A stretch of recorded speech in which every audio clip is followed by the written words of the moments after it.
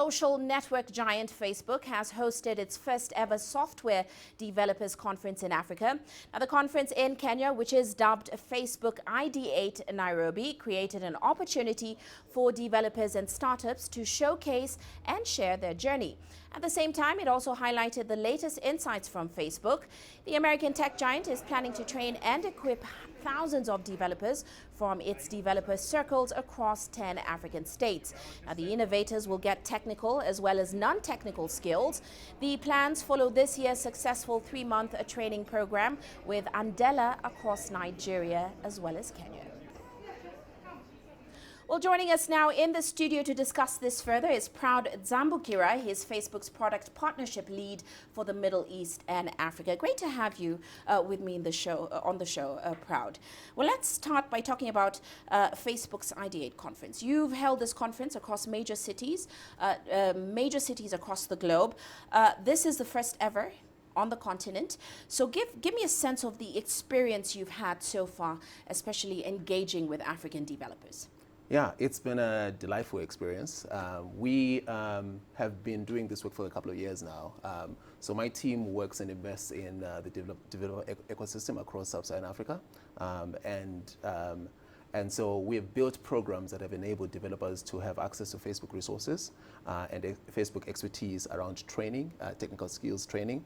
And so this year we decided that in addition to having our flagship annual event, which is F8, which happens in May, we actually wanted to also invest in additionally taking that message out to the regions where we have strategic partners, and we're investing pretty heavily in local ecosystems. And so that's why we came here to engage with the local developers here, but also had this event across the world in other cities as well.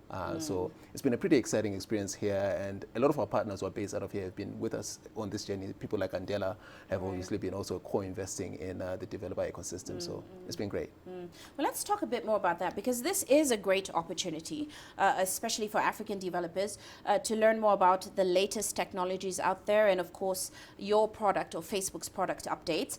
Give us a sense of the partnerships that you formed or you're looking to cultivate on the continent. Great. So the way that we think about and frame our approach to building sustainable ecosystems is around 3 main pillars. The first one is around education. So we invest pretty heavily in partnerships that can allow us to get developers trained in the skills they need to actually build exciting products, or companies to have access to information that they might need to know what to build on the Facebook platform that might have value. Right. The second pillar is around innovation. So today we spent quite a bit of time talking about what we're building that is innovative and that can get people excited about creating technology, and that's a major focus of the work that we do with our partners as well. And lastly, a big focus of the mission of our company and what our team does is to enable the creation of communities of creators who can come together and collaborate and build some interesting, great products, both as individual developers, but also what we saw today was a collection of startups who were finding synergies between what they were building and how they could partner together. Well, on that note, is Facebook actually working on any Africa-specific products or developer programs going forward? So a lot of our programs and products are designed for a global audience. Right. Now, that said, there are a couple of things that I think are very interesting on the African continent for which we've been pushing for and creating some pretty innovative solutions. So first of all, a major challenge in the continent is connectivity. And an area that Facebook has been fully committed to investing in is making sure that people who are not connected come online. Obviously, that's an initiative that has particular resonance on the African continent. And so some of the solutions and products that we've built have been mostly deployed and tested and worked on with partners in the African continent. Similarly, with developer training or some of our products, some of our programs with developers and startups, while they've taken different flavors around the world based on local needs, the specific rollout of the programs that we've had in Africa have been mostly catered to ensure that we serve the needs of the local community. So training developers with Andela is something that is unique to the continent because Andela is based out of here.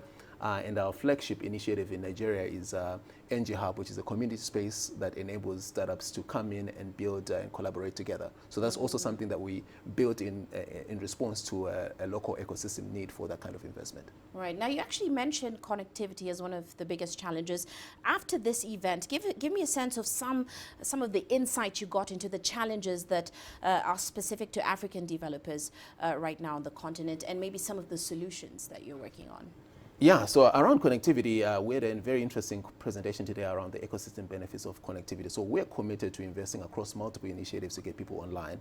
I think some of our initiatives span from things like Express Wi-Fi, which has been piloted in Kenya here and has had some pretty good traction, as well as other initiatives that enable, in collaboration with some of our telco partners, us to get people to come online for the first time by addressing some of their fundamental needs. Sometimes people come online not necessarily because they can't afford to, but because they do not know the value of being online, so they don't know what's in it for me.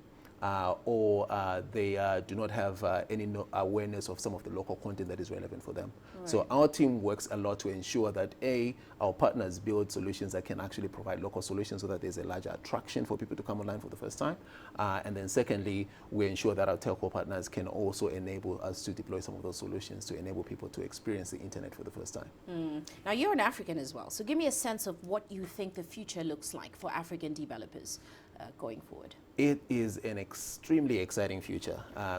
You know, the story that I tell is around two main things, if you indulge me. The first one is around the expected increase in population for the world, right? We expect in 2025 the world's population to move from 7.2 billion to 8.2 billion. Now, 40% of that is going to come from Africa. At the same time, with an aging population elsewhere in the world, and in Africa, we have a youthful population that is going to be all the way up to maybe 25%, a quarter of young, digitally engaged people are going to be based on the African continent. So that's exciting. Like, the future is African that way. But there's also a large interest from a lot of African youth in technology and in building interesting things. Sure. So the combination of that current of sort of a demographic shift and an interest in technology, I think means that we should be very excited. People are building exciting things here in Kenya and elsewhere, and we continue to be interested in investing in them and with them to actually build and roll out some of those solutions. Well, we could go on and on in this discussion, but we have to leave it there. Many thanks for joining us in the studio. Of course, I was proud. Zambukira, he's Facebook's product partnership lead for Middle East and Africa.